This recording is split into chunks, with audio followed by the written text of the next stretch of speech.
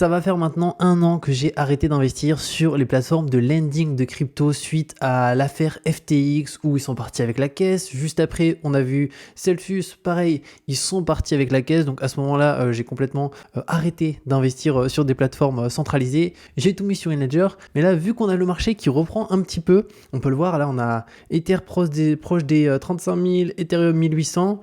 Je me dis que le risque est toujours là sur les plateformes centralisées, mais que ça peut être intéressant que je fasse travailler une petite partie de mes cryptos et aussi on va le voir un système qu'on peut utiliser en cashback avec Nexo qui est la plateforme que j'utilisais beaucoup, mais suite à l'affaire FTX et Celsius, moi j'étais que sur Nexo, mais j'ai tout sorti de Nexo parce que je me suis dit bon, par sécurité, qui sait, Nexo va tomber aussi, on sait jamais, donc je sors tout. Et par contre quand le marché reprendra, et ben je remettrai un petit peu des fonds, mais moins qu'avant parce que j'avais plus de 10 000 euros sur Nexo. Maintenant j'ai beaucoup moins, mais comme ça fait travailler les cryptos et aussi il y a une carte bancaire avec du cashback chaque mois, donc c'est plutôt pas mal. Donc tant que le marché se maintient vers ces niveaux-là, je reste sur là, Nexo un petit peu, je suis dessus. Par contre, si ça repart très très bas, je ressortirai tout et j'arrêterai de faire du lending et de faire travailler les différentes cryptos. D'ailleurs, aussi un élément intéressant, je regardais juste avant de faire cette vidéo les avis de toutes les plateformes crypto. Et contrairement à la bourse, c'est vrai que les plateformes crypto, les notes sont catastrophiques.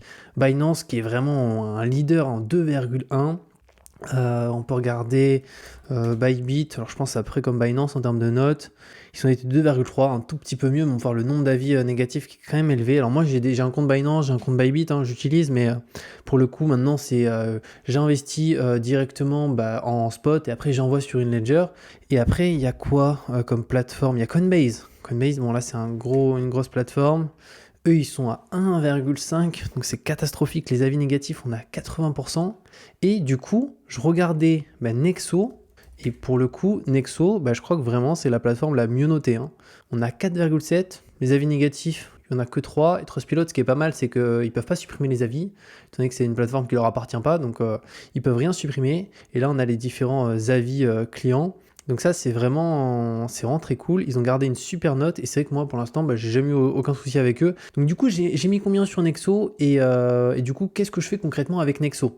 Alors, au niveau des fonds, j'ai à peu près 800 $. Bon là, je vais rajouter un petit peu, mais pour l'instant, je suis à 800. Je rajoute petit à petit parce que j'ai 2 ledgers et à côté, j'ai des cryptos encore un petit peu sur Binance, Bybit, etc. Mais très légers. Mais je vais les envoyer sur Nexo pour les faire travailler parce qu'en fait, il y a des taux d'intérêt directement annuels. L'avantage, c'est qu'on les perçoit de manière journalière, les intérêts. Donc, c'est pas comme un livret A, etc. Tous les jours, on perçoit des intérêts. D'ailleurs, je peux aller voir si je vais dans transactions juste ici.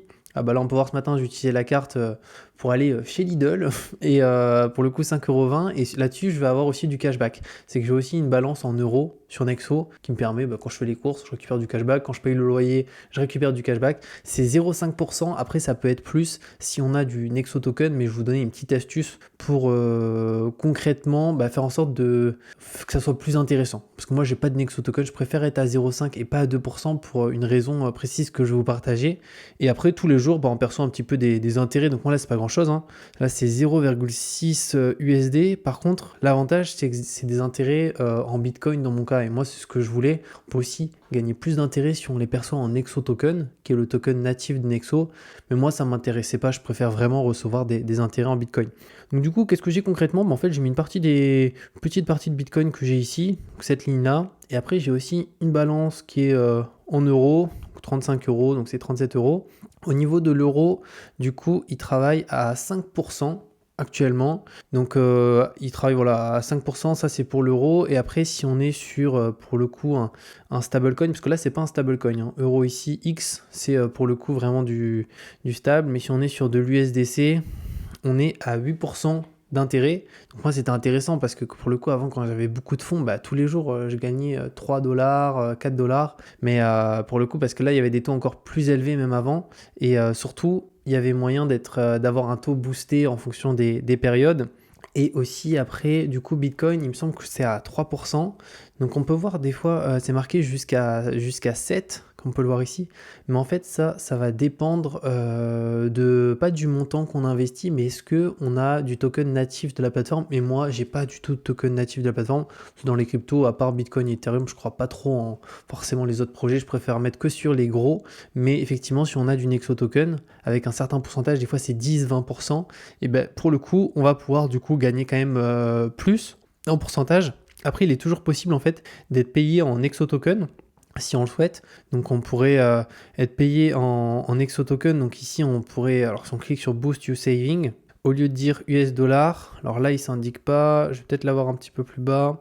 Alors là non il ne s'indique pas, mais voilà, ici on peut faire un paiement des jetons, enfin des intérêts en Nexo. Donc là on bénéficie de 2% de plus. Et après il est toujours possible du coup de convertir très facilement ici. Imaginons c'est Nexo Token, si on a du Nexo Token, directement en une autre devise très facilement. Si on a du Nexo, on pourrait convertir ces Nexo en BTC, en euros, en dollars, en vraiment ce qu'on veut.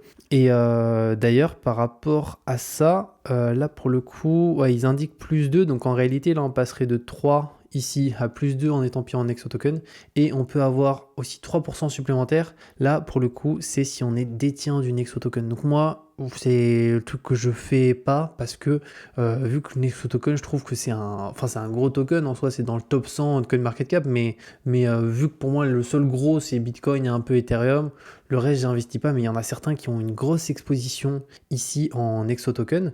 On peut voir, hein, c'est assez simple. Si imaginons on va prendre l'exemple 10% de son portefeuille sur Nexo en Nexo Token. Imaginons on a 1000 euros et on a 100 euros de Nexo Token. Et ben on peut le voir sur les stablecoins. On va voir le taux d'intérêt en stablecoin, il est de 10%. Juste ici, 10%, et on rajoute du coup 2% si on est payé en Nexo Token. Donc on est à 12% par an. Par contre, on a le risque de la volatilité du Nexo Token. Et surtout que là, en plus, on est payé en Nexo Token. Après, on peut convertir si on le souhaite. Et aussi, là, on a le taux d'intérêt de l'épargne en fiat. Donc là, on n'est même pas sur du stablecoin, on est sur du fiat euro, dollar. On peut aller jusqu'à 7%.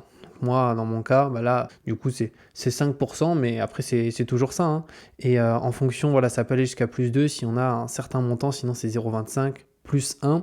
Et d'ailleurs, par rapport à Nexo, si ça vous intéresse, je vous mettrai mon lien de parrainage en description et il donne droit à 25 $ de Bitcoin lorsqu'on s'inscrit et qu'on dépose 100 $ sur la plateforme. Donc c'est automatique, dès qu'on dépose plus de 100 $, donc 100 $, je suis pas sûr que le montant pile ça passe, mais 101 $ ça devrait passer, ou 101 euros, et ça permet d'avoir 25 $ en Bitcoin, et après bien entendu on peut les transférer comme on le souhaite, mais voilà, je voulais vous partager que du coup je me suis remis un petit peu sur Nexo, parce que j'avais des questions même sur les vidéos d'il y a un an qui me disaient Julien, est-ce que du coup tu es retourné chez Nexo, etc. C'était pas le cas, jusqu'à là, fin octobre, où je me suis remis sur mon compte, j'ai transféré déjà une petite partie, je vais retransférer une petite partie. Après, j'ai quand même la majorité de mes fonds qui sont sur de Ledger, mais là, c'est vraiment voilà, pour faire travailler une petite partie des cryptos avec ici un rendement qui peut aller 3, voilà, 5%, etc. Sur du long terme, et aussi la partie carte bancaire, parce qu'il y a une carte bancaire qui est concrètement hyper intéressante en fait. Hein. C'est que pour le coup, il n'y a pas de limite de dépôt, de retrait, et on peut aussi avoir un taux de cashback de 0,5% sur tous les achats, peu importe les achats. Donc c'est quelque chose qui est intéressant, et pareil, si on est détient du Nexo Token, ça va être plus élevé, ça va être 1,5, 2%. Mais moi, comme je vous ai dit, c'est pas ma stratégie. Ma stratégie, c'est de faire travailler une petite partie des cryptos ici pour percevoir des intérêts tous les jours. C'est que c'est payé tous les jours. Et en plus, me servir de la carte bancaire en plus pour faire les courses, payer le loyer et récupérer du cashback sur tous ces achats, en sachant que les dépôts d'ailleurs sur Nexo et les retraits ils sont gratuits, donc il n'y a pas de frais de dépôt, de retrait, donc ça c'est très cool. Donc voilà par rapport à cette vidéo les amis, j'espère que ça vous a plu. N'hésitez pas si vous avez des questions, comme je vous ai dit pour Nexo, je vous mets le lien pour avoir 25 $ en Bitcoin à l'ouverture d'un compte, il suffit de déposer 100 euros ou 100 $ minimum, et de toute manière on se retrouve très bientôt pour une nouvelle vidéo.